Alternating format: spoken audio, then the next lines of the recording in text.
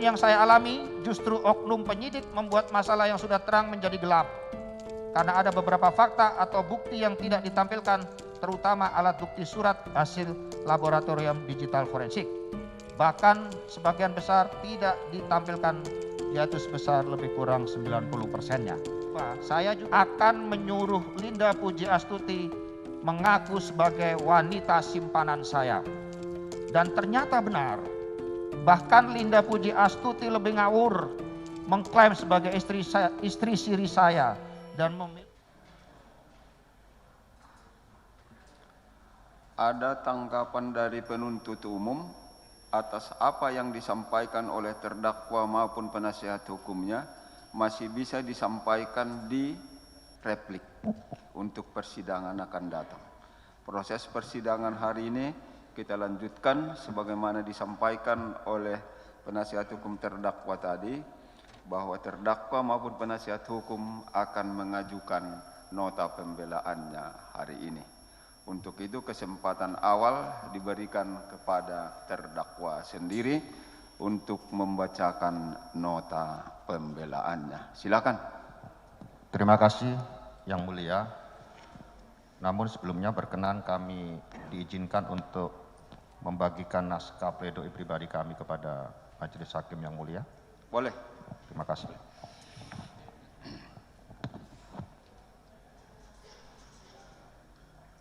Ini kopinya. Terima kasih.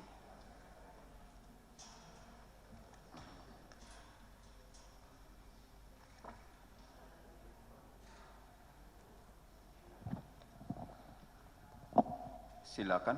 Kalau mau dibaca seluruhnya boleh, yang pokok-pokoknya juga boleh. Tidak mengurangi materi dari nota pembelaannya karena sudah ada sampai ke kami, ada juga ke penuntut umum, barangkali di penasihat hukum pun sudah ada. Setuju penuntut umum? Penasihat hukum? Baik, silakan. Siap, nanti kami coba bacakan secara purposif Yang Mulia. Assalamualaikum warahmatullahi wabarakatuh. Selamat pagi dan salam sejahtera untuk kita sekalian. Shalom, Om Swastiastu, Namo Buddhaya dan salam kebajikan. Majelis Hakim Yang Mulia yang dirahmati Allah, tim jaksa penuntut umum yang terhormat, tim penasihat hukum saya yang saya banggakan, hadirin pengunjung sidang yang saya hormati, serta saudara-saudara saya umat Islam, saya mengucapkan selamat menunaikan ibadah puasa Ramadan. Ya ayyuhalladzina amanu kutiba alaikumussyam kama kutiba alal ladzina min qablikum la'allakum tattaqun. Mohon maaf lahir dan batin. Sebelum saya menyampaikan nota pembelaan sebagai terdakwa dalam perkara ini, terlebih dahulu saya sampaikan permohonan maaf saya yang setulus-tulusnya kepada Majelis Hakim Yang Mulia maupun kepada tim jaksa penuntut umum. Manakala selama persidangan dalam perkara ini, saya sebagai terdakwa dianggap berperilaku yang kurang santun dan emosional. Hal tersebut terjadi secara alamiah karena selama hidup saya tidak pernah bermasalah dengan hukum, sehingga ada perasaan tidak terima dengan kenyataan ini. Saya juga menyampaikan permohonan maaf kepada institusi Polri beserta seluruh personil Polri atas terjadinya peristiwa ini, sehingga berdampak terhadap memburuknya citra Polri. Majelis Hakim Yang Mulia, nota pembelaan saya sebagai terdakwa ini saya beri judul Sebuah Industri Hukum dan Konspirasi. Saya awali dengan poin 1 tentang latar belakang kehidupan saya, Majelis Hakim Yang Mulia. Saya lahir dan dibesarkan dari keluarga yang kurang mampu. Saya 8 bersaudara yang sejak kecil tumbuh dan dibesarkan di sebuah kota kecil di Pasuruan, Jawa Timur. Kemudian pada tahun 1990 saya lulus SMA dan langsung mengikuti seleksi Akabri. Karena saya yakin bahwa kedua orang tua saya tidak akan mampu membiayai saya ke jenjang pendidikan berikutnya atau kuliah di perguruan tinggi. Alhamdulillah saya dinyatakan lulus seleksi Akabri dan masuk matra kepolisian atau Akademi Kepolisian tahun 1990 itu juga. Saya menjalani semua proses pendidikan di Akpol selama 4 tahun dengan penuh rasa tanggung jawab dan disiplin yang tinggi. Karena saya sadar betul bahwa saya bukan berasal dari keluarga pejabat, bukan dari kalangan keluarga yang mampu, ataupun bukan anak jenderal. Dalam bahasa Jawa, boleh saya katakan saya ini kawulo alit atau wong cilik atau orang kecil. Kemudian setelah lulus, saya juga berdinas dengan baik sampai dengan capaian saat ini. Deretan prestasi akademis, prestasi kerja, serta tanda jasa dan tanda kehormatan dari negara maupun kontribusi saya dalam berbagai event nasional di bidang olahraga maupun penyusunan rancangan undang-undang di DPR RI serta organisasi kemasyarakatan lainnya telah mengantar karir saya meningkat secara eskalatif. Berbagai posisi strategis dan prestisius pernah saya duduki, baik di bidang pendidikan, operasional maupun staf. Majelis Hakim yang mulia, bila saya urut ke belakang riwayat beberapa jabatan saya sebagai berikut. Tahun 2022 terbit SKEP sebagai Kapolda Jatim, kemudian Kapolda Sumatera Barat, staf ahli manajemen Kapolri, Wakapolda Lampung, Kapolda Banten, Kepala Biro Pengamanan Internal Divisi Propam Polri, staf ahli Wakil Presiden Republik Indonesia, kemudian Ajudan Wakil Presiden Republik Indonesia, dan 2013 sebagai Komandan Satuan Tugas Pengamanan Calon Presiden Joko Widodo. Sederet jabatan tersebut di atas saya terima secara alamiah tanpa saya menggunakan cara-cara yang kolusi dan nepotisme, terutama pada saat menjabat sebagai Ajudan Wakil Presiden maupun sebagai Komandan Satgas Pengamanan Capres Joko Widodo, melalui proses seleksi yang sangat ketat, selektif, dan sulit, baik di tingkat Mabes maupun di tingkat pusat atau istana. Terutama seleksi tentang materi, yaitu track record dalam kedinasan serta tes psikologi yang harus memiliki aspek intelektual, tanggung jawab, kejujuran, pengambilan keputusan, serta aspek ketelitian yang tinggi. Dan saya berprinsip bahwa jabatan adalah amanah atau kepercayaan yang harus dilaksanakan dengan penuh integritas dan rasa tanggung jawab yang tinggi. Oleh karena itu saya pun telah memperoleh anugerah Bintang Bayangkara Nararia dan Bintang Bayangkara Pratama dari Presiden Republik Indonesia, yang maknanya adalah bahwa saya turut memajukan institusi Polri serta berdinas selama 25 tahun berturut-turut tanpa cacat. Artinya tidak pernah saya melakukan pelanggaran disiplin, etik maupun tindak pidana. Majelis Hakim yang mulia, dengan perjuangan saya untuk pencapaian karir tersebut, apakah mungkin saya akan merusak dan menghancurkannya hanya demi uang 300 juta rupiah yang telah dituduhkan kepada saya dalam kasus ini? Poin kedua tentang asal-usul sabu. Majelis Hakim yang mulia, pada awalnya saya kaget dan seperti orang linglung ketika saya dengan kesadaran sendiri datang menghadap Bapak Kapolri untuk klarifikasi. Saya langsung diperiksa oleh Propam, disita HP saya, dan diambil sampel darah, urin, dan rambut saya untuk keperluan tes laboratorium. Saya mengikuti semua tindakan dan perlakuan terhadap saya secara setengah sadar, karena pada tanggal 30 September, saya melaksanakan tindakan medis dengan bius total selama 4 jam. Kemudian tanggal 12 Oktober, saya melaksanakan tindakan medis juga dengan bius total selama 3 jam. Dan pada hari H tanggal 13 Oktober 2022, saya juga pasca menjalani tindakan medis selama 3 jam dengan bius total di Rumah Sakit Medistra Jakarta.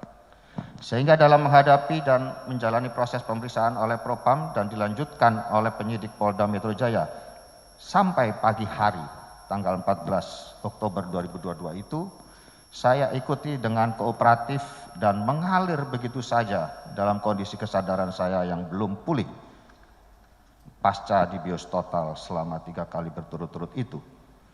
Selang beberapa hari, saya ingat saya tanggal 24 Oktober ketika penasihat hukum saya dihandle oleh Bapak Hotman Paris Hutapea dan partners. Saya diberi pencerahan dan mulai tersadar bahwa sabu yang menjadi objek dalam perkara ini bukankah pernah saya perintahkan untuk dimusnahkan pada tanggal 24 September 2022. Subpoin A, 35 kg telah dimusnahkan. Menurut laporan awal Dodi Prawira Negara bahwa pada tanggal 15 Mei 2022 telah melakukan penangkapan sejumlah 43 kg dengan rincian sebagai berikut. Hal ini terdapat di dalam alat bukti surat yang mulia, hasil digital forensik yang dikeluarkan oleh Lapor Digital Forensik Polda Metro Jaya, yaitu penangkapan di Padang 2 sejumlah 3 kg, penangkapan di Lapas Pariaman 4 kg, dan penangkapan di rumah tersangka Fadel 36 kg. Itu sudah berjumlah 43 kg. Kemudian pada tanggal 18 Mei, Dodi Prawira Negara juga melaporkan telah menangkap tersangka atas nama Jalu dengan barang bukti seberat 1,5 kg. Sehingga total penangkapan yang dilaporkan adalah 44,5 kg. Ini baru dari 4 tersangka yang mulia, belum dari 5 tersangka yang lain, karena yang ditangkap totalnya ada 9 tersangka. Mohon izin yang mulia, data yang saya sajikan ini real berdasarkan alat bukti surat hasil laboratorium digital forensik. Jadi bukan berdasarkan karangan cerita saya. Total BB sabu hasil penangkapan tersebut belum termasuk dari 5 tersangka lainnya, karena total tersangka yang ditangkap 9 orang.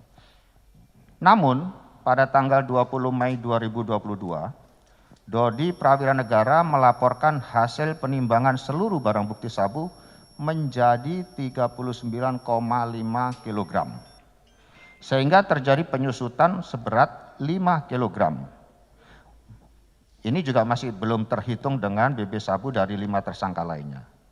Hal ini sangat tidak masuk akal bagi saya, oleh karenanya saya menguji atau menyindir saudara Dodi Prawira Negara dengan cara mengirim chat WA pada tanggal 17 Mei 2022 dan 20 Mei 2022 tersebut.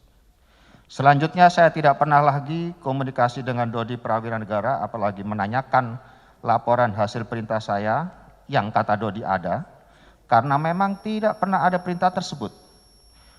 Dan Dodi Prawira Negara juga tidak pernah melaporkan apa-apa kepada saya selama kurun waktu tersebut.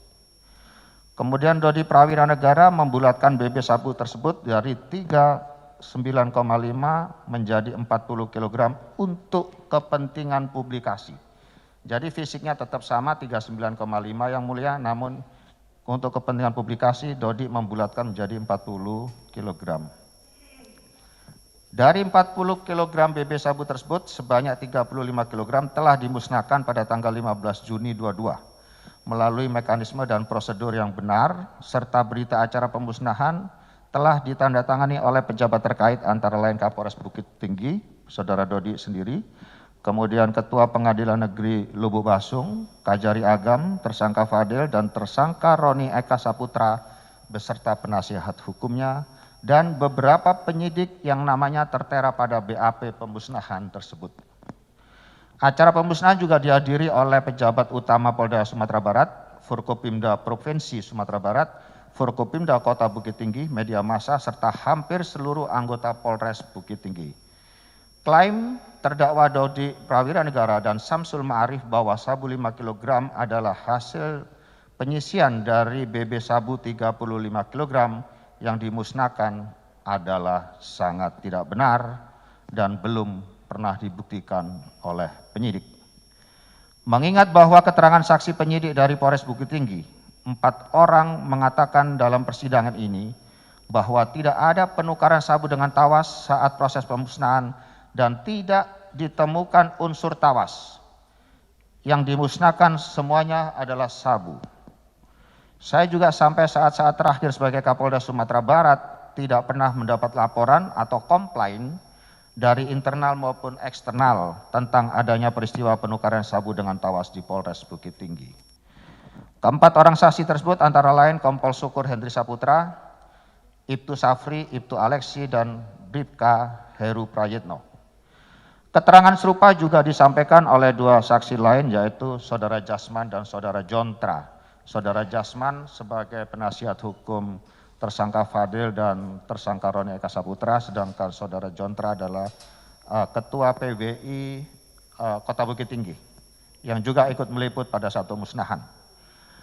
Mengapa penyidik begitu mudah mempercayai keterangan tersangka Samsul Ma'arif yang mengklaim telah melakukan penukaran BB sabu dengan tawas? Sedangkan di sisi lain Samsul Ma'arif mengatakan bahwa tawasnya diberi secara online di Tokopedia. Namun sampai dengan detik ini saya belum menemukan dalam berkas perkara bahwa nota pembelian tersebut ada. Subpoin B, 5 kg menjadi bukti di persidangan. Dari total 40 kg BB sabu yang dilaporkan oleh Dodi Prawira Negara tersebut, setelah yang 35 kg dimusnahkan, kemudian yang 5 kg diserahkan kepada Kejaksaan Negeri Agam dan Bukit Tinggi untuk barang bukti di persidangan dan sampel uji laboratorium. Sampai saat ini saya masih bingung, ini sabu yang ditangkap di Jakarta sejumlah 3,3 kg sabu yang mana lagi? Tadinya saya berpikir bahwa jangan-jangan yang diserahkan kepada jaksa bukan 5 kg. Karena Dodi Prawira Negara pernah menyampaikan kepada Kajari Agam di depan saya, yaitu Bapak Rio Rizal, bahwa untuk BB sabu di persidangan cukup 1%-nya saja, artinya hanya 400 gram. Sedangkan Saudara Dodi menyerahkan total lebih kurang 5 kg. Kemudian tim penasihat hukum saya berangkat ke Bukit Tinggi untuk menelusuri jumlah sabu yang diserahkan kepada Kejaksaan Negeri Agam dan Bukit Tinggi. Dan hasilnya adalah benar bahwa sejumlah lebih kurang 5 kg sabu telah diterima oleh Kejaksaan Negeri Agam dan Bukit Tinggi sebagai barang bukti di persidangan dan untuk sampel uji laboratorium. Yang jumlah totalnya menyusut menjadi 4,3 kg secara neto dan berat brutonya adalah 4,7 kg. Jika mengikuti alur cerita di atas, artinya barang bukti sabu sejumlah 40 kg telah lengkap yang mulia. Yakni 35 kg telah dimusnahkan dan 5 kg menjadi barang bukti di persidangan. Dalam status penetapan penyitaan oleh Kejaksaan Negeri Agam dan Kejaksaan Negeri Bukit Tinggi. Lalu barang bukti sabu 3,3 kg yang ditangkap di Jakarta ini sesungguhnya berasal dari mana? Merujuk kepada keterangan Dodi Prawira Negara dan Linda Pujiastuti bahwa mereka berdua bahkan bertiga dengan Samsul Ma'arif mengatakan bahwa sabu 3,3 kg yang tersebut berasal dari hasil penyisian sabu di Bukit Tinggi. Namun sampai dengan babak akhir persidangan ini Dodi Prawira Negara dan Linda Pujiastuti mengaku tidak pernah menyaksikan proses penukaran atau penyisian sabu dengan tawas di Bukit Tinggi. Lalu dari mana mereka bisa berkata seperti itu sedangkan mereka tidak menyaksikan secara langsung? Bahkan terdapat kontradiktif keterangan di persidangan antara Dodi Prawira Negara dengan Samsul Ma'arif sendiri. Sebagai berikut. Yang pertama, tentang tanggal penukaran. Dodi Prawira Negara mengatakan tanggal 13 Juni, sedangkan Samsul Ma'arif mengatakan tanggal 14 Juni. Kedua, tentang lokasi atau tempat penukaran. Dodi Prawira Negara mengatakan di ruangan Kapolres, tetapi Samsul Ma'arif mengatakan di rumah dinas Kapolres. Kemudian poin ketiga, saksi yang melihat. Menurut Dodi Prawira Negara, dia melihat Samsul Ma'arif datang ke ruangan Kapolres. Lalu dia pergi ke aula Polres. Tetapi menurut Samsul Ma'arif, dia lakukan sendirian tanpa saksi. Artinya semua tuduhan dengan cara rekayasa dan konspirasi terhadap diri saya pada kasus ini hanyalah berdasarkan testimonium di auditu yang tidak dapat dibuktikan sama sekali oleh penyidik maupun oleh jaksa penuntut umum. Juga tidak pernah dibuktikan secara scientific investigation, baik pembuktian secara formil maupun material. Demikian pula dalam surat dakwaan jaksa penuntut umum bahwa peristiwa tentang perintah menukar sabu dengan tawas sampai dengan acara pemusnahannya belum pernah ada upaya pembuktian secara konkret. Yang ada hanyalah kronologis belaka. Saya juga sudah baca lengkap surat dakwaan jaksa tersebut yang mengadopsi dari resume berkas perkara produk dari penyidik Polda Metro Jaya. Seharusnya ada upaya pembuktian secara konkret terlebih dahulu jika jaksa penuntut umum menarik saya dalam kasus ini. Paling tidak terdapat kecukupan alat bukti tentang penukaran sabu dengan tawas tersebut dan didukung dengan fakta lain tentang kapan dilakukan, di mana penukaran dilakukan, siapa yang melakukan, dengan cara bagaimana melakukannya, apakah ditemukan tawas atau tidak, siapa saja saksinya. Saksinya jangan hanya Samsul Ma'arif.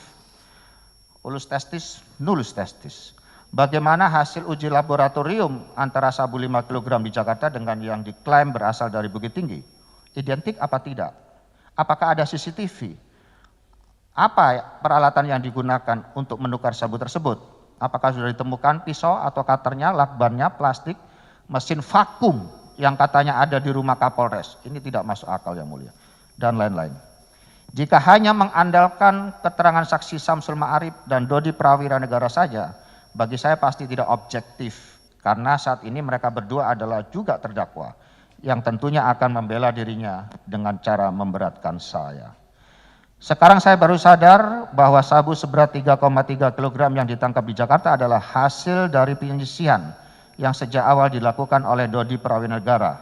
Mengingat bahwa BB sabu yang 5 kg secara otentik dan secara faktual telah diserahkan kepada Kejari Agam dan Bukit Tinggi dengan surat penetapan yang pernah kami sodorkan kepada penyidik untuk dilakukan penetapan penyitaan. Di mana dari laporan awal sejumlah 44,5 yang disita dari 4 tersangka lalu menyusut menjadi 39,5 dan dibulatkan menjadi 40 kg.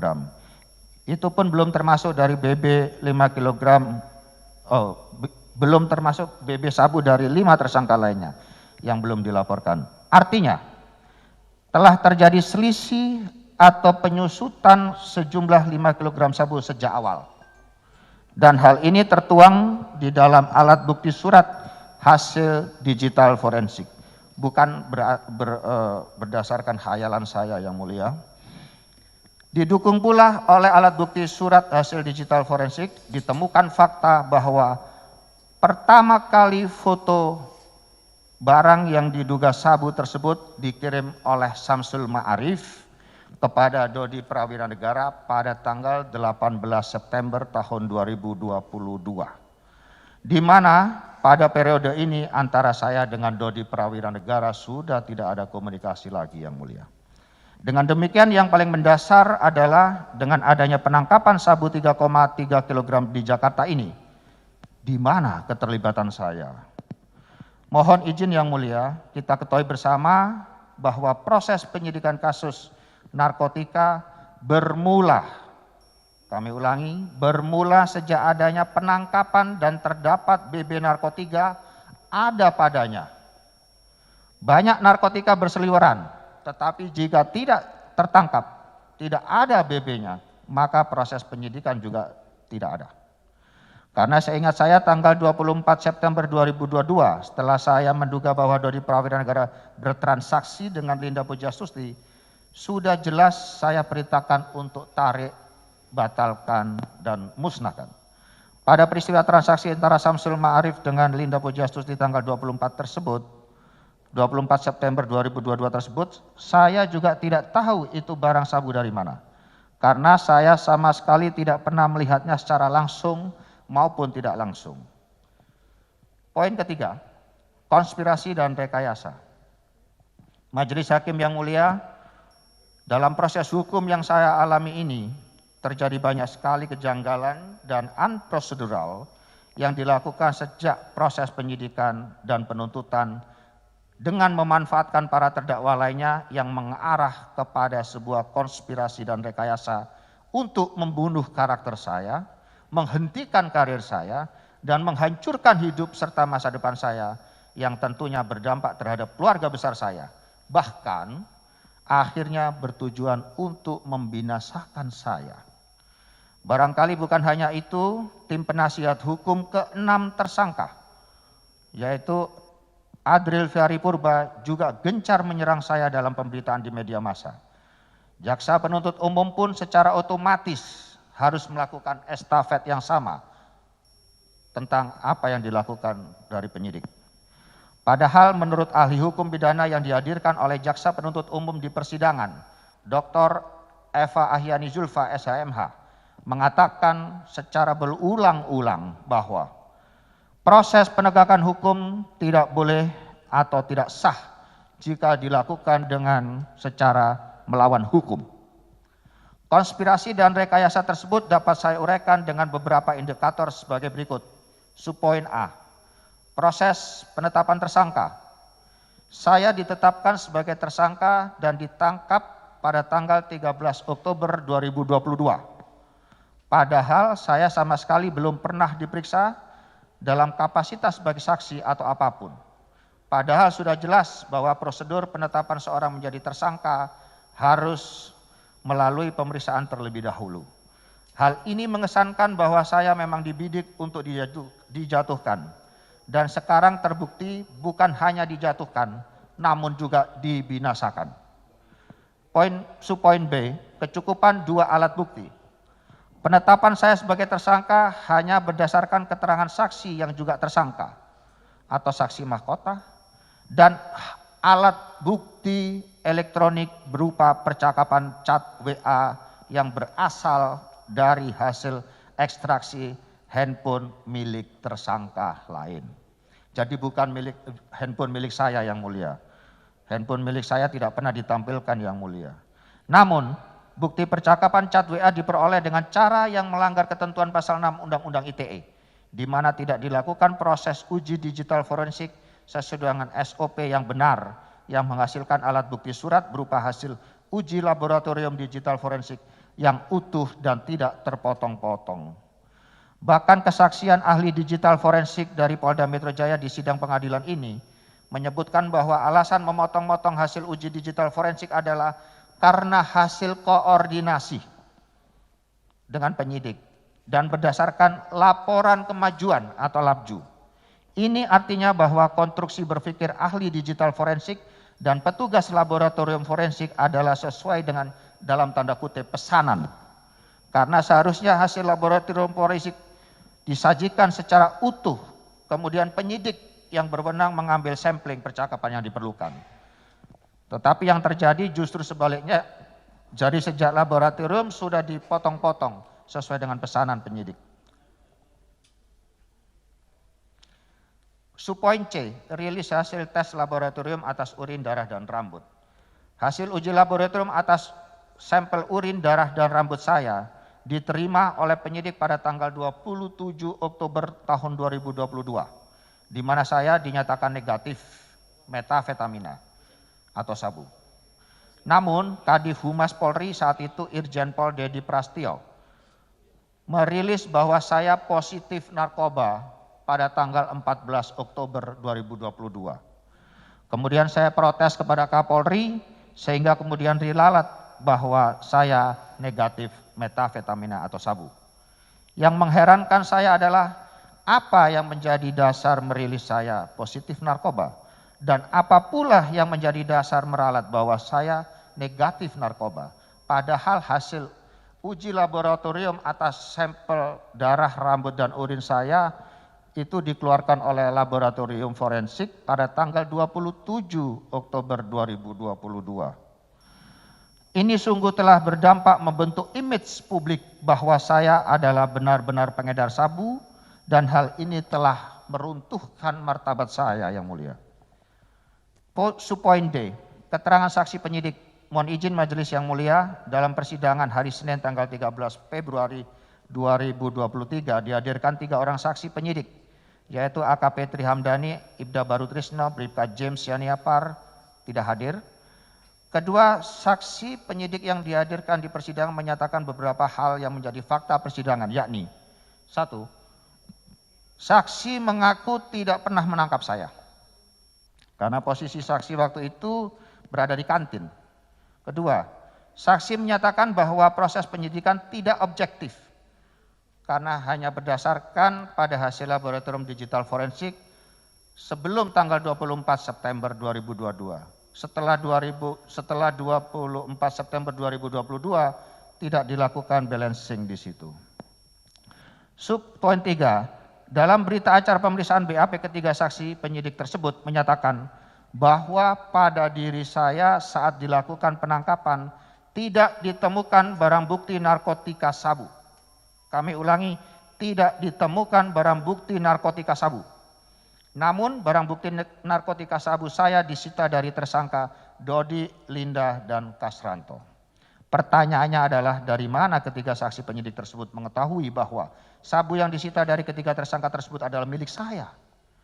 Ini sudah jelas ada yang mengarahkan karena ketiga saksi tersebut tidak melihat sendiri, tidak mendengar sendiri, dan tidak mengalami sendiri. Dalam Undang-Undang Nomor 8 Tahun 81 tentang KUHP, pada pasal 1 angka ke-26 disebutkan bahwa saksi adalah orang yang dapat memberikan keterangan guna kepentingan penyidikan, penuntutan, dan peradilan tentang suatu perkara pidana yang ia dengar sendiri, ia lihat sendiri, dan ia alami sendiri. Artinya ketiga saksi penyidik tersebut memberikan keterangan atau kesaksian yang tidak benar karena faktanya mereka tidak mendengar sendiri, tidak melihat sendiri, dan tidak mengalami sendiri terkait bahwa sabu yang disita dari ketiga tersangka lainnya tersebut adalah milik saya.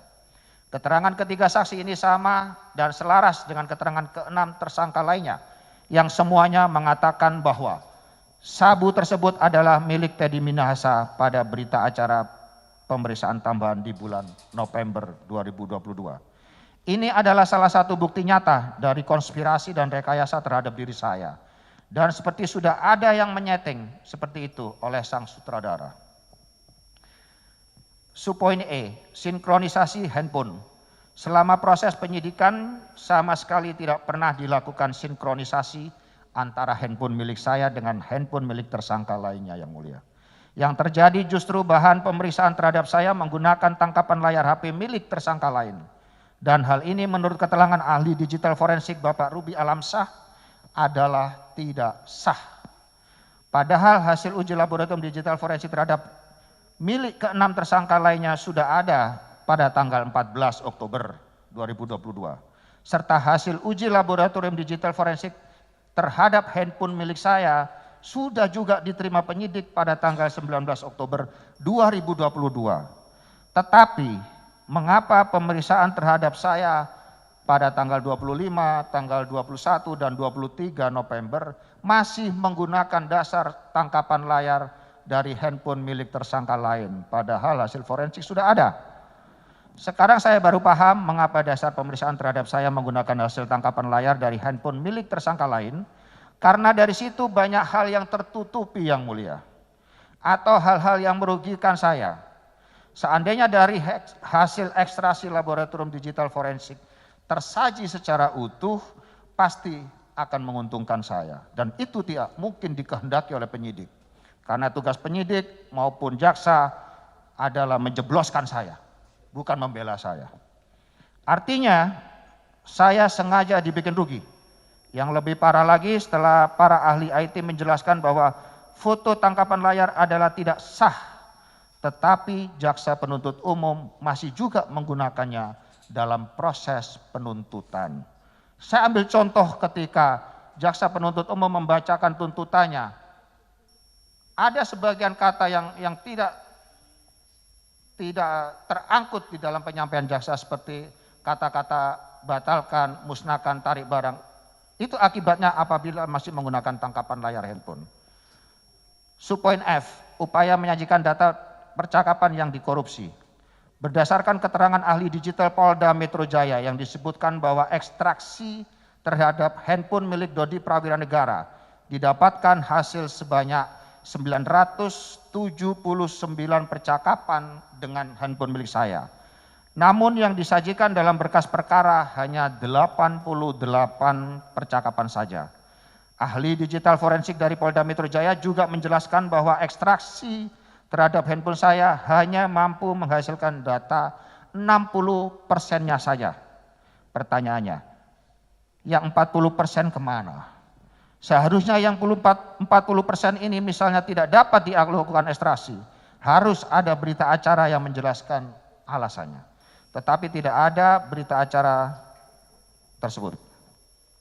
Dengan hilangnya 40% data percakapan dari HP milik saya, serta dari 979 yang ditampilkan hanya 88 percakapan, tentunya semuanya menjadi kabur dan bias. Karena secara manusiawi, saya pun pasti tidak mampu mengingat isi percakapan saya dengan orang lain pada masa-masa yang lalu. Dari kata demi kata maupun kalimat persisnya seperti apa, tentunya sangat manusiawi kalau kita semua lupa. Sehingga menjadi tanya-tanya besar, apa sebenarnya tujuan penyidik tidak menyajikan percakapan saya secara utuh. Beberapa kata atau kalimat penting yang dihilangkan antara lain rencana mengerjai atau menjebak Linda, tarik semua barang, batalkan dan musnahkan, salam hormat kepada Pak As, emoji ketawa dan lain-lain. Bahkan momen penting yakni percakapan antara Dodi Prawiranegara dengan Samsul Ma'arif pada bulan Mei sampai dengan September tidak pernah ditampilkan. Termasuk percakapan antara Linda Pujiastuti dengan Samsul Ma'arif pada bulan Juni sampai dengan September 2022 juga tidak pernah ditampilkan. Hal ini membuat buntu atau gelap alur cerita yang sesungguhnya. Subpoin G, praktik konspirasi dan rekayasa. Bahwa saya sejak didampingi oleh penasihat hukum bahwa saya sejak awal didampingi oleh penasihat hukum Bapak Hendriyoso Diningrat yang kemudian diganti dengan Bapak Hotman Paris Hutapea dan Partners. Namun terhadap 6 tersangka lainnya yaitu Dodi, Linda, Samsul, Kasranto, Janto dan Nasir semuanya didampingi oleh penasihat hukum yang disiapkan oleh penyidik yaitu Bapak Adriel Fiari Purba. Dan menjelang masa persidangan, tersangka Janto, Parluhutan Situmorang dan M. Nasir mencabut kuasa hukum Adriel Fiari Purba karena sesuatu hal, yaitu tidak sesuai dengan hati nurani dari kedua tersangka ini. Kemudian pada saat di persidangan sebagai saksi, di mana saya sebagai terdakwa, saksi Janto, Parluhutan Situmorang dan Muhammad Nasir mengakui bahwa selama proses penyidikan ada yang mengarahkan untuk mengaitkan nama saya dalam perkara ini. Meskipun kedua tersangka tersebut tidak mengenal saya. Yang mengarahkan tersebut menurut saksi Janto, Parluhutan Situmorang dan Muhammad Nasir adalah penyidik. Bahkan pada saat saya bertemu dengan Janto, Parluhutan Situmorang dan Muhammad Nasir di Pengadilan Negeri Jakarta Barat ini, kedua terdakwa tersebut juga bercerita kepada saya agar jenderal waspada karena skenario dari Adriel Fiari Purba akan menyuruh Linda Pujiastuti mengaku sebagai wanita simpanan saya. Dan ternyata benar, bahkan Linda Pujiastuti lebih ngawur mengklaim sebagai istri siri saya dan memiliki anak dari pernikahan siri dengan saya. Oleh karenanya saya tidak terkejut sama sekali. Saya santai saja atas pengakuan Linda Pujiastuti tersebut. Karena saya sudah dapat informasi atau bocoran sebelumnya. Mencermati fenomena berbagai kejanggalan dalam berkas perkara serta informasi dari Janto, Parluhutan Situmorang dan Muhammad Nasir tersebut menguatkan keyakinan saya bahwa Bapak Adriel Fiari Purba beserta penyidik dan sutradaranya telah melakukan praktik konspirasi terhadap saya. Dan perlu saya ulangi lagi bahwa Adriel Fiari Purba adalah penasihat hukum dari ke-6 tersangka yang kemudian 2 tersangka mencabut kuasa hukumnya dan menjelaskan apa adanya di hadapan sidang yang terhormat ini. Gambar atau foto di bawah ini adalah salah satu contoh bahwa antara penyidik dengan penasihat hukum saling mengerti atau 86 dan saling kompak.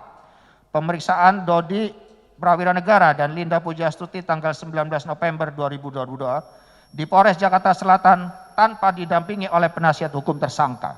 Foto kami lampirkan. Hal ini mengilustrasikan bahwa penyidik juga berperan sebagai penasihat hukum. Apalagi Adriel Fiari Purba adalah penasihat hukum yang disiapkan oleh penyidik. Jadi sudah dapat dipastikan bahwa Adriel Fiari Purba adalah representasi dari penyidik. Demikian pula sebaliknya bahwa penyidik dan atasannya merupakan the man behind the gun atau kingmaker atau mastermind. Subpoin H tentang kesaksian Linda Pujastuti. Dalam persidangan, Linda Pujastuti sebagai terdakwa maupun saksi telah menjelaskan beberapa keterangan yang sangat tidak benar, yakni 1. Mengaku sebagai istri siri saya dan memiliki anak dari pernikahan siri tersebut. Hal ini sangatlah tidak logis, Yang Mulia. Karena saya beragama Islam, sedangkan Linda Pujastuti beragama Kristen sesuai dengan KTP-nya dan sesuai dengan pada saat dia disumpah di hadapan sidang ini. Istilah nikah siri hanya ada dalam agama Islam. Bahkan saya sama sekali tidak tahu nama asli Anita ternyata adalah Linda Pujastuti. Karena setahu saya namanya adalah Anita. Bagaimana mungkin menikah siri tidak pakai nama asli? Dan yang lebih tidak masuk akal lagi adalah Linda Pujastuti masih punya suami, Yang Mulia. Bagaimana seorang wanita yang masih memiliki suami atau menjadi istri dari orang lain bisa menikah dengan orang lain lagi? Penasihat hukum Linda Pujastuti yaitu Adrian Ferry Purba juga merilis di beberapa media massa bahwa pada saat sidang Linda Pujastuti sebagai saksi akan menghadirkan anak dari hasil pernikahan siri dengan saya. Namun sampai dengan saat ini anak tersebut zong. Tidak juga pernah ditampilkan. Seandainya Linda Pujastuti mengklaim telah menikah siri dengan saya tahun 2019, berarti jika punya anak, kira-kira saat ini sudah berusia 3 tahun. Pertanyaannya adalah, apakah Linda Pujastuti memiliki anak dengan usia 3 tahun saat ini?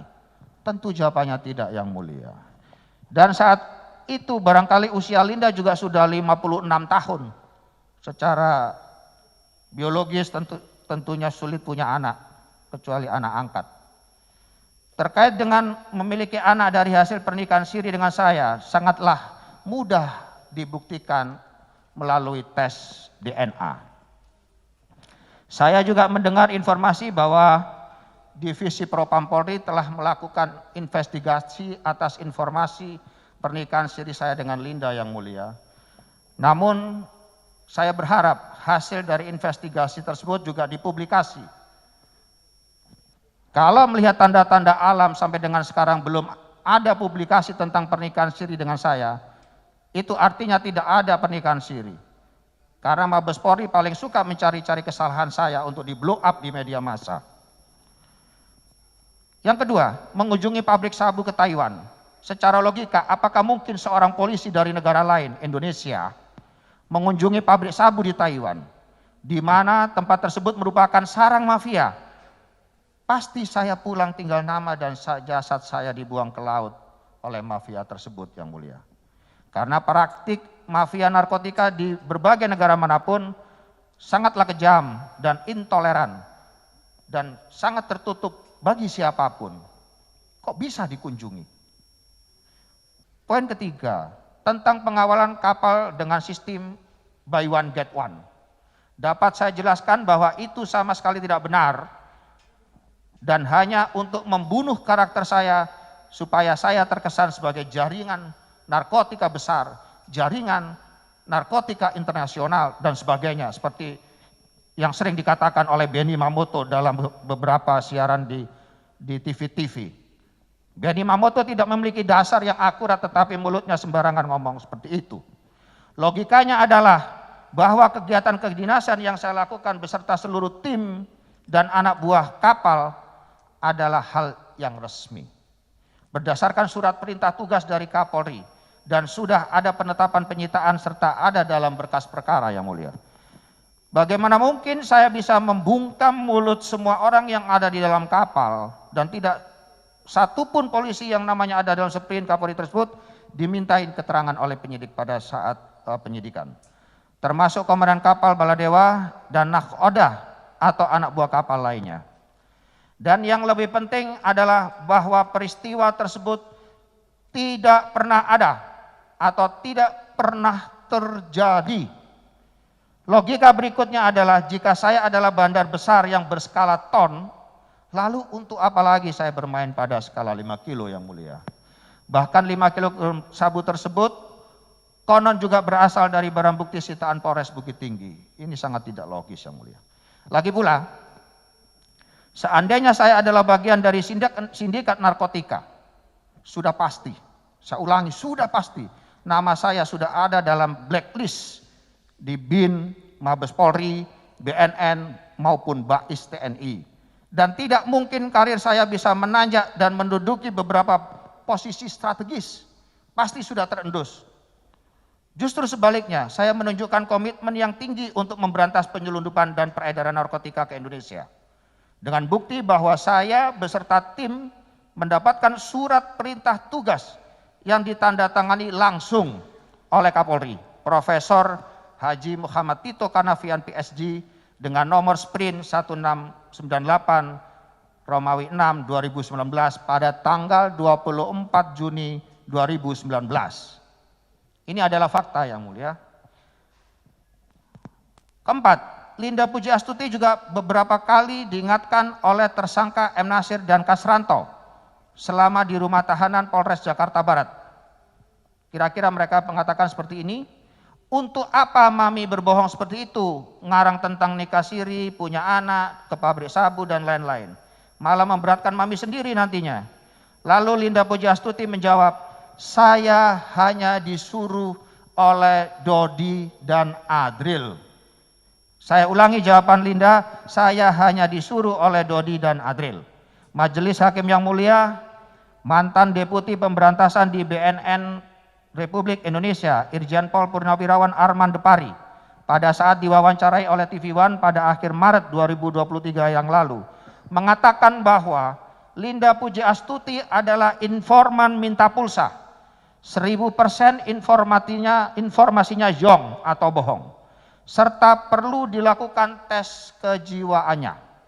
Disampaikan juga oleh Arman Depari bahwa sejak tahun 2018 negara Taiwan sudah tidak ada pabrik sabu, dan sabu yang masuk ke Indonesia diproduksi oleh Iran dan Myanmar, bukan Taiwan. Ini adalah salah satu fakta penunjang bahwa Linda Puji Astuti adalah pembohong atau pendusta. Majelis Hakim yang mulia, saat ini saya baru menyadari bahwa tekad saya untuk memberantas judi dan peredaran narkotika menjadi kandas di tengah jalan. Namun setidaknya saya sempat berhasil memberantas praktik prostitusi, minuman keras, penyalahgunaan BBM bersubsidi, dan judi selama saya menjabat sebagai Kapolda Sumatera Barat. Capaian pengungkapan kasus judi sebanyak 344 kasus dalam 2 pekan, merupakan capaian yang spektakuler dan paling tinggi se-Indonesia saat itu. Juga pengungkapan penyalahgunaan BBM bersubsidi juga tertinggi se-Indonesia. Namun giliran saya akan menangkap Linda Puji Astuti yang jelas-jelas berprofesi sebagai bandar sekaligus sebagai perantara jual beli narkotika, saya justru menerima perlakuan yang sebaliknya. Malah saya yang dijebloskan ke dalam penjara seperti dengan saat ini. Penyidik Polda Metro Jaya lebih percaya atas keterangan bohong dari Linda Puji Astuti dibandingkan dengan semangat saya untuk menangkap bandar narkotika yaitu Linda Puji Astuti, serta track record saya selama berdinas sebagai anggota Polri. Hal ini mengindikasikan bahwa saya memang menjadi target dari kelompok tertentu, baik dari internal maupun eksternal Polri. Banyak pihak yang merasa terusik atau tidak nyaman dengan langkah konkret saya dalam memberantas judi dan narkoba yang saya lakukan dengan tanpa kompromi. Padahal dari peristiwa yang sekarang saya alami ini sangatlah terang benderang terlihat bahwa Linda Puji Astuti adalah seorang pengedar yang punya jaringan yaitu Kasranto, Yanto Situmorang, Nasir Ahmad Darawan dan lain-lain. Belum lagi jaringan lapas sesuai klaim yang bersangkutan ketika chat WA dengan saya pada tanggal 23 Juni 2022. Memang saya mengakui ada sisi kecerobohan saya dalam hal mengirim chat WA kepada Dodi Prawinegara yang akhirnya disalahartikan serta disalahgunakan. Seharusnya penyidik mendukung langkah saya untuk menangkap Linda Puji Astuti yang selalu mengaku sebagai informan polisi namun juga berprofesi sebagai bandar narkotika atau double agent. Namun kenyataan berkata lain, justru saya yang ditangkap. Dan penyidik malah lebih percaya pada keterangan dan atau kebohongan Linda Puji Astuti daripada argumentasi saya. Komitmen saya dalam memberantas narkotika sudah jelas, terbukti dengan adanya surat perintah Kapolri. Walaupun saya saat itu sebagai staf ahli Kapolri yang bukan pada bidangnya, tetapi saya dipercaya untuk melakukan tugas dan misi itu.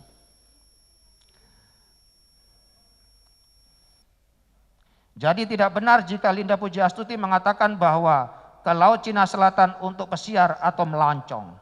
Sangat tidak mungkin Yang Mulia. Pesiar atau melancong kok pakai pasukan segini banyak dan pakai kapal dinas. Lingkup tugas dan jelasnya dalam rangka tugas khusus penyelidikan dan penyidikan tindak pidana penyalahgunaan narkotika tersebut adalah di wilayah hukum negara Republik Indonesia. Namun semua informasi yang diberikan oleh Linda Pujiastuti adalah zong atau bohong. Salah satu fakta yang tidak dapat dipungkiri bahwa Linda Pujiastuti merupakan bandar dan pengedar narkotika adalah dengan tertangkapnya beberapa tersangka termasuk Linda Pujiastuti sendiri, yaitu tersangka Dodi, Samsul, Kasranto, Yanto, dan Nasir. Masalahnya adalah pada diri saya ini barang buktinya apa? Kalau pada Dodi Prawinegara jelas ada 2 kg sabu, pada Linda Pujiastuti jelas terhadap ada 1 kg sabu. Pada Samsul Ma'arif terdapat bukti transfer uang hasil dari keuntungan menjual sabu. Pada Kasranto juga ada sabu 300 on dan menerima keuntungan. Pada Janto juga terdapat bukti transfer uang hasil keuntungan. Pada Nasir juga demikian, ada bukti transfer uang dan menerima keuntungan. Pada saya apa barang buktinya ini Yang Mulia? Saya juga mengetahui sendiri bahwa Linda Pujiastuti menipu beberapa orang lain dengan modus yang sama, yaitu jual informasi bodong dan minta uang, antara lain adalah Kombes Polisi Gembong. Ini namanya memang Gembong Yang Mulia. Salah satu kasubdit di Direktorat 4 Barreskrim Polri yang tertipu saat itu 100 juta rupiah. Di dalam tahanan Polda Metro Jaya saya juga sempat mendapat informasi dari sesama tahanan atas nama Febri Kurnia alias Peto bahwa pada bulan Januari 2022 Linda Pujiastuti membeli ganja darinya 50 kg. Namun hanya dibayar separuhnya, setelah itu tidak ada kabar lagi. Dari Febri Kurnia telah lama mengenal Linda Pujiastuti sebagai pemain narkotika dan beberapa kali melakukan transaksi dengan Febri Kurnia alias Peto tersebut serta bandar lainnya di Bukit Tinggi. Merujuk kepada pernyataan mantan Deputi Pemberantasan BNN Republik Indonesia Irjen Pol Purnawirawan Arman Depari dan keterangan saksi ahli psikologi forensik di sidang pengadilan Bapak Resa Indragiri Amril serta testimoni dari Febri Kurnian alias Peto, mantan narapidana di Sumatera Barat yang kini juga ditahan di rumah tahanan Polda Metro Jaya, maka terhadap perilaku Linda Pujiastuti yang memiliki catatan sebagai kriminal intent adalah sah untuk dijebak. Poin I. Tentang drama oleh Maman Supratman dan Rahma. Mohon izin Majelis Hakim yang mulia. Saya sama sekali tidak menyangka bahwa Rahma dan Maman Supratman bisa memutarbalikkan fakta seperti itu. Pada awalnya justru Rahma yang berkali-kali minta tolong kepada saya melalui istri saya. Meskipun Rahma tahu bahwa saya juga sama-sama berada di dalam tahanan. Kemudian saya menghubungi Maman Supratman dan dia bilang bahwa terkait kasus Dodi, yang ngurus adalah Rahma, sehingga saya menghubungi Rahma.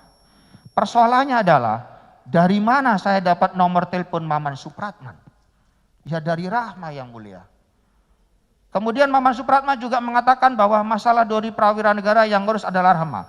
Oleh karena itu saya menghubungi Rahma kembali. Sama sekali tidak ada saya menekan dan intervensi. Semata-mata hanya ingin menolong Dodi Prawinegara sesuai dengan permintaan bantuan Rahma kepada saya. Walaupun saya juga sedang sama-sama menderita di dalam penjara.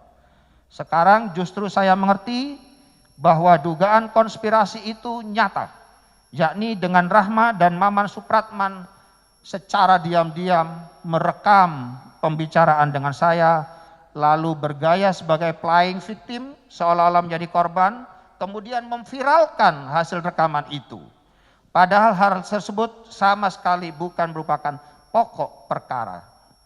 Dalam rekaman perbicaraan antara saya dengan Rahma tentang bilang aja itu kayak gaharu dan buang badan kepada Arif, sesungguhnya justru mengadopsi dari cerita Rahma kepada saya. Pada saat saya panggil ke rumah tanggal 13 Oktober 2022, Rahma bercerita bahwa setelah Mas Dodi dijemput oleh Bang Doni Alexander, Wadir Narkoba Polda Metro Jaya. Kemudian selang waktu kira-kira 1 jam, Mas Dodi telepon dan mengatakan kalau Arif atau Samsul Ma'arif bersama keluarganya akan datang ke rumah. Izinkan saja ke kamar atas. Dia bersama saudaranya mau ambil barang karena dia yang tahu tempatnya. Kemudian Rahma menambahkan bahwa selama ini antara Mas Dodi dengan Arif urusannya selalu kayu. Dan setelah Arif bersama saudaranya turun dari kamar atas, mereka membawa kotak semacam kayu. Penekanan saya adalah pada kalimat karena dia yang tahu tempatnya. Dan kalimat antara Mas Dodi dengan Arif urusannya selalu kayu. Sehingga saya berbicara baik pun dengan Rahma bukan sekadar ngarang, melainkan merujuk pada cerita Rahma kepada saya dan disaksikan oleh istri saya. Bahkan surat terbuka Maman Supratman yang dirilis melalui media sosial pada hari Minggu tanggal 26 Maret 2023 justru merupakan manifestasi dari intervensi atau upaya mempengaruhi lembaga eksekutif maupun yudikatif. Padahal sudah jelas bahwa permohonan sebagai justice kolaborator atau JC telah ditolak oleh LPSK.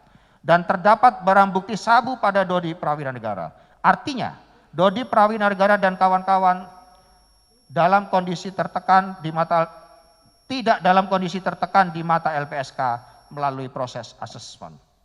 Dodi Prawira-Negara hanya ingin meniru success story Richard Eliezer dalam perkara Verdi Sambo. Surat terbuka Maman Supratman juga dapat dimaknai bahwa Maman Supratman meragukan independensi majelis hakim yang mulia dalam mengadili perkara ini. Sehingga Maman Supratman perlu mengirim surat terbuka untuk mohon perlindungan hukum kepada pimpinan tertinggi lembaga eksekutif dan yudikatif. Like father, like son. Antara anak dan orang tua sama saja perilakunya. Yaitu membela diri tetapi dengan menyerang dan memberatkan pihak lain. Seandainya pada saat itu saya benar-benar melakukan intervensi atau hal buruk lainnya untuk kepentingan saya, mengapa Rahma atau Maman Supratman tidak menolak atau tidak mereject panggilan telepon dari saya? Bahkan Maman Supratman merekomendasikan agar saya menghubungi Rahma. Dan mengapa pula Rahma masih mengangkat telepon saya jika itu untuk tujuan intervensi? Justru saya telepon Rahma adalah menindaklanjuti permintaan tolong Rahma untuk suaminya yaitu Dodi. Karena Rahma selalu mengeluh kepada istri saya, kok Mas Dodi kena pasal berlapis? Saya merasa benar-benar dikerjai oleh keluarga Dodi Prawira-Negara ini yang mulia. Poin J, hasil digital forensik tidak utuh. Mohon izin majelis hakim yang mulia. Saya meuraikan dahulu tentang beberapa hal mengenai rantai komunikasi atau pembicaraan chat WA yang sengaja dalam tanda kutip tidak ditampilkan dalam berkas perkara oleh penyidik antara lain. Percakapan antara Dodi Prawira-Negara dengan Samsul Ma'arif pada periode bulan Mei sampai dengan September 2022, di mana pada masa ini adalah momen penting untuk membuktikan apakah benar ada perintah penukaran BB sabu dengan tawas pada tanggal 17 Mei dan bagaimana tindak lanjutnya. Ini tidak diuraikan di dalam alat bukti dalam berkas perkara maupun surat dakwaan. Seharusnya ada. Kalau Dodi mengklaim ada perintah tanggal 17 Mei, maka follow up-nya atau tindak lanjutnya seperti apa pembicaraan antara operator di lapangan yaitu Samsul Ma'arif dengan Dodi yang memerintahkannya seperti apa. Ini tidak disajikan yang mulia. Namun dengan tidak ditampilkannya percakapan pada periode tersebut sehingga menjadi tanda tanya besar, apakah perintah penukaran sabu dengan tawas itu sebetulnya ada atau tidak? Karena bagi saya itu sifat dan maksudnya hanya untuk menguji Dodi Prawira-Negara. Saya menduga bahwa Dodi Prawira-Negara hanya mencuri ide berdasarkan chat WA tanggal 17 Mei 2022 tersebut, lalu dia lakukan sendiri bersama Samsul Ma'arif.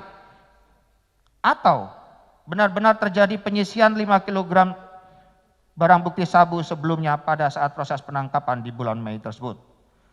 2. Percakapan antara Samsul Ma'arif dengan Linda Puji Astuti pada periode bulan Juni sampai dengan September 2022, di mana pada masa ini berkaitan dengan pembuktian apakah benar ada komunikasi tentang jual beli sabu sebagaimana klaim Dodi Prawira-Negara dan Linda Puji Astuti, bahwa penjualan sabu tersebut atas perintah saya. Karena seugia-gianya ada percakapan tersebut. sehingga dapat membuat masalah ini menjadi terang benderang.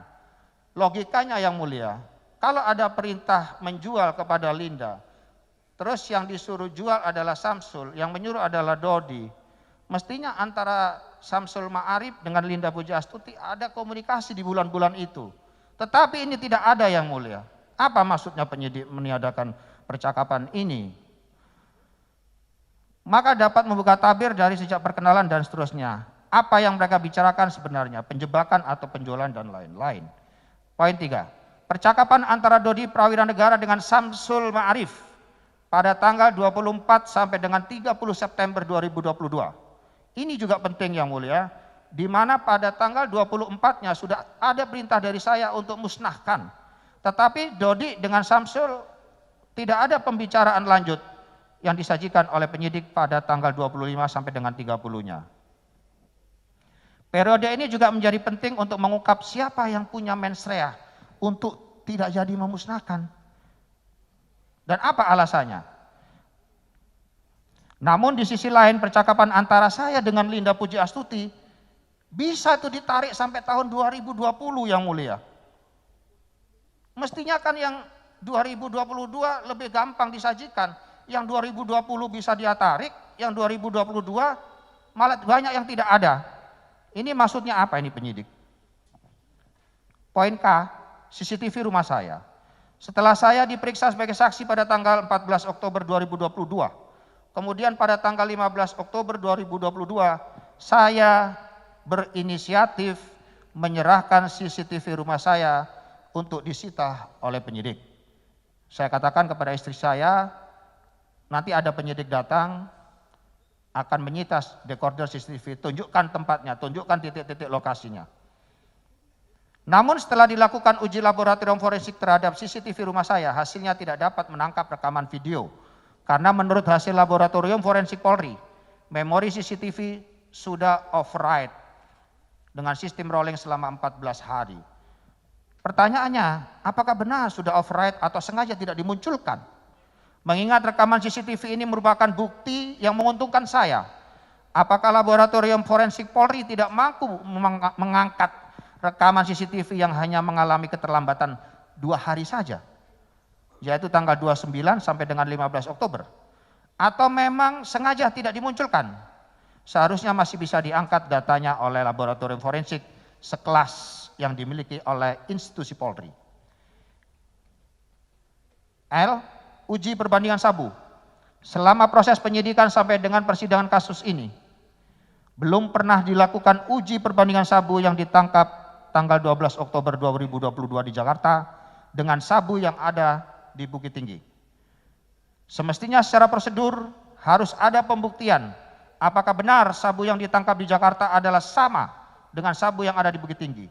Karena pada hakikatnya kerja laboratorium forensik adalah untuk mengurai lebih detail terkait kandungan fisika kimia dari prekursor sabu tersebut. Bukan hanya untuk menentukan positif atau negatif saja. Namun berdasarkan keterangan saksi fakta, yakni dari penyidik Polres Bukit Tinggi yang dihadirkan di persidangan menjelaskan bahwa penyidik dari Polda Metro Jaya telah datang ke Bukit Tinggi dan meminta sampel barang bukti sabu dari Agam dan Bukit Tinggi untuk bahan uji laboratorium forensik dan dibandingkan dengan barang bukti sabu yang ditangkap di Jakarta. Jadi penyidik sudah ke sana dan mengambil sampel yang mulia. Ternyata hasil uji laboratorium forensiknya juga tidak ada dalam berkas perkara. Seandainya penyidik objektif, seharusnya memasukkan hasil uji perbandingan sabu tersebut ke dalam berkas perkara. Barangkali karena hasilnya non identik, maka tidak dimasukkan ke dalam berkas perkara. Ini sangat merugikan pihak saya yang mulia. Inilah bagian dari rekayasa dan konspirasi terhadap diri saya. Dugaan saya selaku sesama polisi adalah karena hasil uji laboratorium forensiknya tidak sama atau non identik, sehingga hasil uji labornya tidak dimasukkan ke dalam berkas perkara karena akan gagal menyeret saya dalam kasus ini.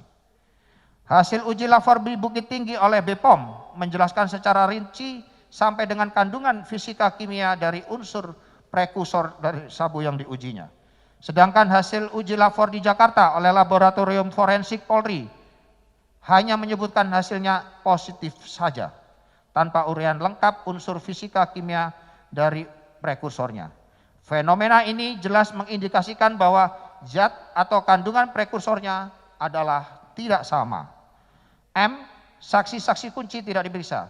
Mohon izin Majelis Hakim yang mulia, jika saya disangka memerintahkan menyisihkan barang bukti sabu hasil penangkapan di Polres Bukit Tinggi, mengapa penyidik tidak membuka seterang-terangnya terkait dengan pembuktian penyisihan tersebut? Saksi-saksi kunci banyak yang tidak diperiksa, seperti pihak yang menandatangani berita acara pemusnahan, para pejabat yang hadir, staf Kapolres, dan beberapa saksi dari pihak lain seperti jurnalis atau masyarakat yang menyaksikan. Berbagai fenomena yang saya uraikan di atas, saya mengutip definisi penyidikan dalam KUHP atau Undang-Undang 881 Pasal 1 angka kedua. Penyidikan adalah serangkaian tindakan penyidik dalam hal dan menurut cara yang diatur dalam undang-undang ini untuk mencari serta mengumpulkan bukti yang dengan bukti itu membuat terang tentang tindak pidana yang terjadi dan guna menemukan tersangkanya. Dengan kata lain, bahwa proses penyidikan adalah suatu kegiatan penyidik untuk membuat terang suatu peristiwa pidana yang terjadi. Namun yang saya alami justru oknum penyidik membuat masalah yang sudah terang menjadi gelap. Karena ada beberapa fakta atau bukti yang tidak ditampilkan, terutama alat bukti surat hasil laboratorium digital forensik. Bahkan sebagian besar tidak ditampilkan, yaitu sebesar lebih kurang 90%-nya.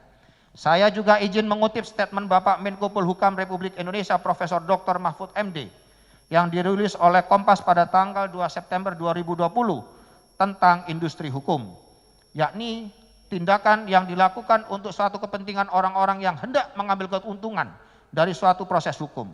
Yang punya kesalahan disembunyikan pakai pasal ini, yang sudah punya kesalahan ada bukti ini dibuang buktinya, kemudian dimunculkan ini. Mohon izin Majelis Hakim yang mulia. Yang ingin saya katakan adalah peristiwa yang saya alami ini mirip dengan apa yang disampaikan oleh Menko Polhukam Republik Indonesia tentang industri hukum yang dilakukan oleh penyidik dan pihak-pihak terkait. Pada prinsipnya, saya merasakan ada upaya rekayasa dan konspirasi terhadap